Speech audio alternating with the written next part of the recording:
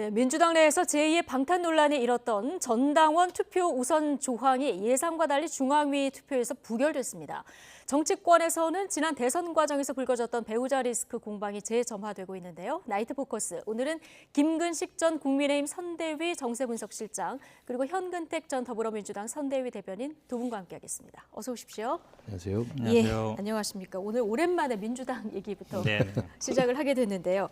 자, 권리당원 투표 우선 조항 신설. 자, 이 내용을 담은 당원 개정안 오늘 중앙위에서 무난히 통과될 거다 이렇게 예상이 됐는데요. 뜻밖의 부결이 됐습니다. 예상하셨습니까? 예상 못했죠. 예상 보통 이제 못하셨습니까? 중앙이라는 게 뭐 예를 들어서 비대위에서 하고 그다음에 거친 다음에 하기 때문에 대부분은 이제 통과되는 경우가 많거든요. 예. 그런데 이제 이번에 아마 이제 중앙위가 이제 제적 과반수 찬성으로 돼 있습니다. 네. 그러니까 나오신 것처럼 이제 원래는 이제 800명 이하로 돼 있는데 구성원이 어떻게 돼 있냐면 네. 국회의원, 원외위원장, 기초단체장, 그다음에 뭐 시도의회 의장, 상임고문 이렇게 돼 있거든요. 예. 근데 아마 566명 참석했는데 268명이 찬성하고 중앙위에 566명이고 그렇죠. 430명 정도가 참여를 했고. 그렇죠. 예. 그중에 이제 그러면 이제 566명이기 때문에 저거의 반수가 찬성해야 되는데 제적의 제적의 반이 찬성해야 반, 되는데 예. 그게 안 된 거거든요. 물론 찬성이 많았습니다. 268명이고 반대가 162명이었지만 어쨌든 통과가 안 된 건 맞는데 이제 논란이 됐던 건 두 가지죠. 하나는 이제 기소 시에 자동으로 당직이 정지되는 부분. 그다음에 두 번째는 이제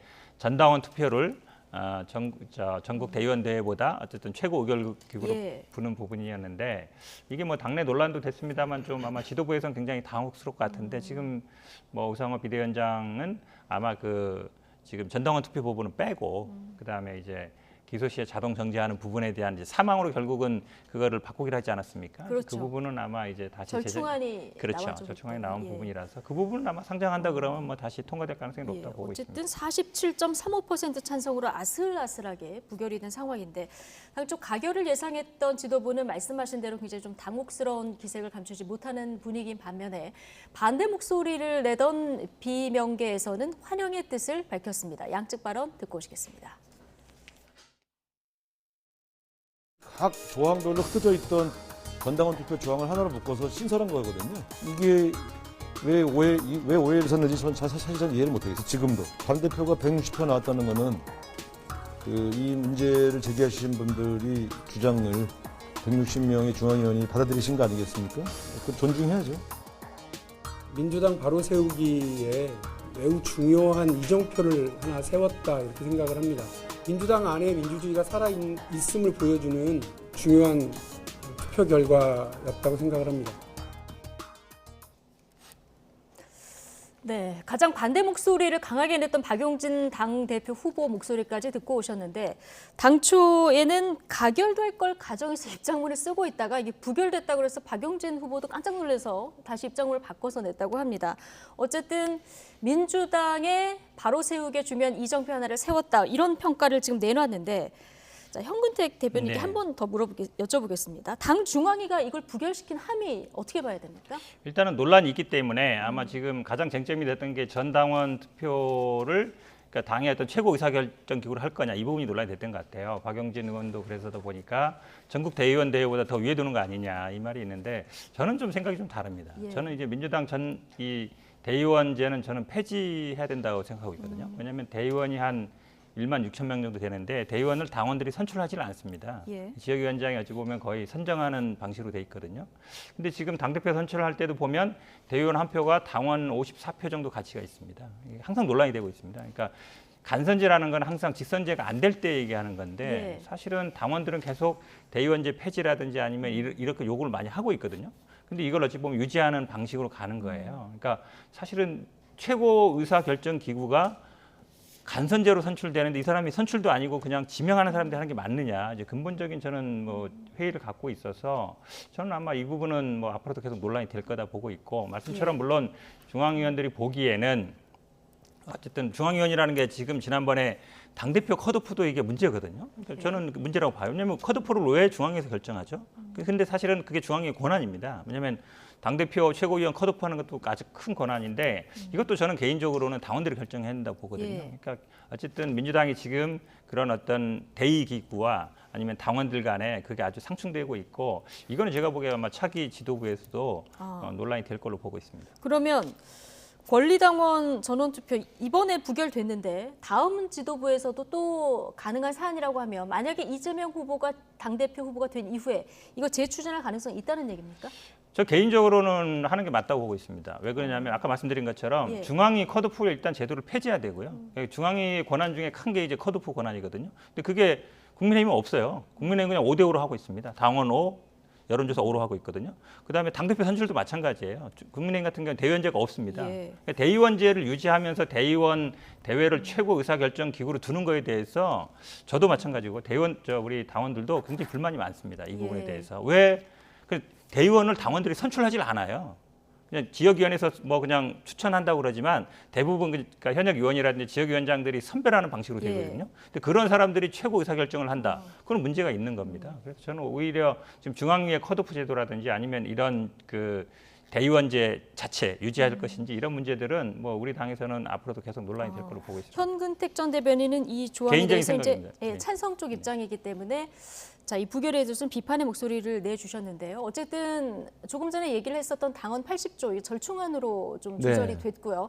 자, 이번에도 사실 이재명 의원 방탄 논란이 일었던 이런 조항들이 다 부결이 되는 모습을 봤는데 어떻습니까? 민주당 내에서 너무 한쪽으로 가면 안 된다. 이런 어떤 균형추의 힘이 좀 살아있다 이렇게 볼 수 있는 측면이 있을까요? 일단은 우선 당 지도부죠. 비대위에서 당원 80조의 절충안 그리고 이번에 전당원 투표제를 대의원대보다 더 상위에 두는 이 안을 지도부에서 통과를 시킨 거잖아요. 네. 비대위에서 통과된 안을 중앙위에 붙였는데 부결됐다는 것은 그 자체만으로 사실 지도부는 사퇴해야 될 거리입니다. 이게 그렇지 않겠습니까? 이게 똑같은 예를 적용을 해보면 우리 당에서 비대위 체제로 전환하는 과정에서 최고위원들이 모여서 비대위로 전환하기 위해서 상임 전국위를 열고 전국위에서 찬성표를 얻어가지고 비대위로 전환하는 거거든요. 네. 이 전국위원회, 우리 당의 전국위원회가 민주당을 치면 중앙이랑 똑같은 거예요.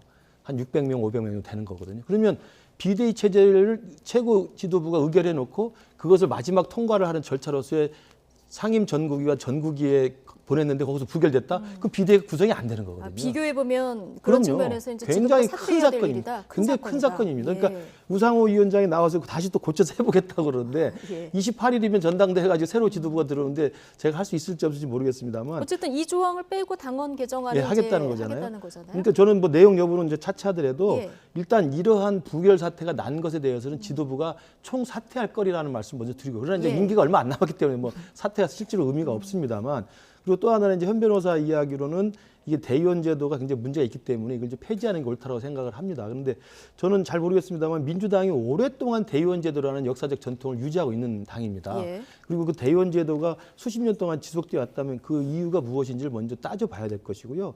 그리고 지금 전당원 투표를 대의원대보다 위에 두거나 아니면 중앙위원회에서 컷오프의 권한을 주거나 이것들이 이때만 있는 게 아니고 오래전부터 노무현 대통령 그다음에 문재인 당대표 때부터 문재인 대통령 시절 한 십수년간 이어져 왔던 제도예요. 그 제도가 왜 지금 와서 갑자기 이건 있을 수 없는 제도라고 하는지. 왜 지금이냐? 네, 저는 그 부분에 대해서는 좀 의문이 들고 그게 만약에 지금 이 시기에 와니까 과거 십수년 왔던 제도가 문제가 있다고 하면 과거에는 문제 제기를 안 했는지 그것은 다시 뒤집어 말하면 이재명 후보가 대표가 되는 상황에서 이재명 후보 뜻대로 하기 위해서 지금 거기에 입맛에 맞게 당원 당규를 바꾸려는 게 아닌가라는 의구심을 가질 수밖에 예. 없죠. 한마디 겉하면요. 네.